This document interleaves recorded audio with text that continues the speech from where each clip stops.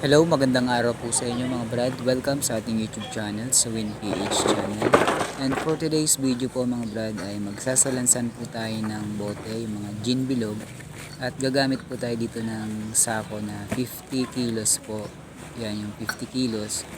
Ang pagsalansan po yan mga brad ay 5, 4 hanggang sa 12 po na salansan pataas. So 12 po, 9 times 12 is 108 po siya.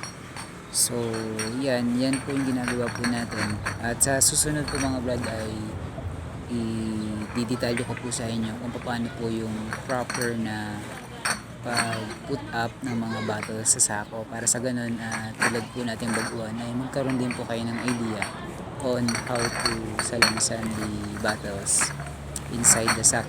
Kasi ang layunin po nun o ang purpose po nun para pag dinala po natin siya sa junk shop ay mabilis po natin siyang mabuhat, tsaka hindi po siya nagkakalat. Madali po tayong matatapos sa pagpapakilo o pagdala din sa junk shop. Tsaka mas mabilis po siyang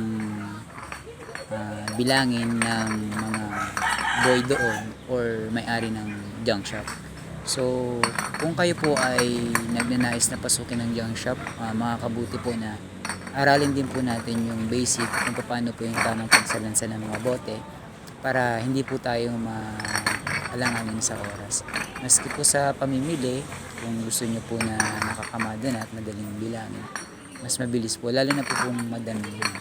So, yan po yung ating tips po sa inyo. Magdala lang po kayo ng sako or maghagilap lang po kayo ng sako na ang ng sako is yung parang sa bigas, sako ng bigas na 50 kilos. Kasi lapat na lapat po doon. Pag sinilansan nyo po yung mga bote, lapat na lapat po yun doon. Pero kung gusto niyo naman po ng mga malalaking sako ay may bilang naman po yun. Iba po ang bilang nun.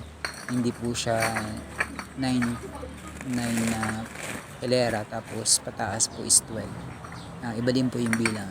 So depende po sa nakasanayan po ninyo. Pero mas sanay po kasi ako sa 50 kilos na sako ng bigas dahil mabilis lang po tayong salansan doon. So yung mga gin bilog ay mas madali po siyang salansan. Ganun din po sa mga emperador. So may ginagawa pa rin po tayo dyan sa emperador na yan. Tinatanggalan po natin siya ng aluminum cups para maka-accumulate pa po tayo ng extra income dun sa ibang kalakal. Ganun po yung ating sistema.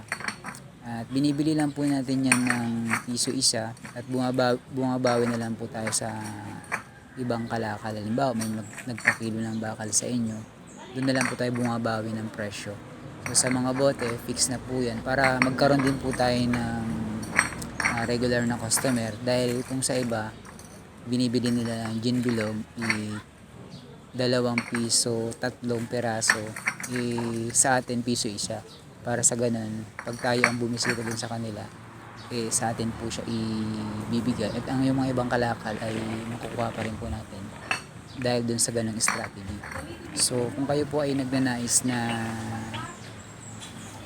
pasukin ng junk shop, maganda po ang junk shop kasi kahit papaano nakakalibang na siya at nakaka-earn din po kayo ng pera, tsaka hindi po siya nasisira. At mga diskarte din po sa mga gin bilog, pwede natin siyang hugasan kasi kung halimbawa malapit po kayo sa mga marketplace o family palengke, hanapan nyo po ng buyer. Kumbaga halimbawa malinis na bote, nilalagyan po nila ng mantika o kaya tinatakalan nila.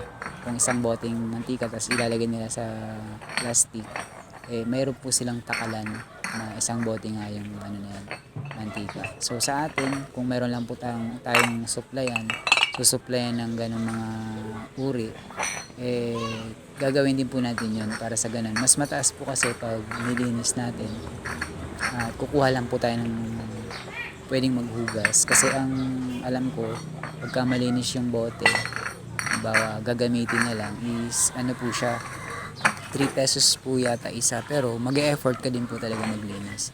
So sa susunod po na mga brad na ating sa video na to ay ipapakita ko po sa inyo ko yung proper o basic na mga tips kung paano po siya dapat magsalansan para sa ganun. Sa susunod po, kayo na rin po ang magsalansan ng inyong mga bote. Although hindi nyo naman po gustong pasukan ng junk shop, at least meron lang po kayong idea kung halimbawa sa bahay po ninyo at bili po, nagbenta po kayo sa mga nagbobote or sa junk shop, is meron na po kayong idea kung paano po magsalansan. At I hope na may natutunan din po kayo dito sa ating YouTube channel na Windpage channel patungkol po sa pagsasalansan ng bote. Yan po yung ating na-accumulate sa ngayon kasi po tayo ngayon, nag-ikot. So piso po isa niyan. At maraming salamat po. Antabay lang po kayo sa ating next video sa mga susunod po. Maraming salamat po sa suporta.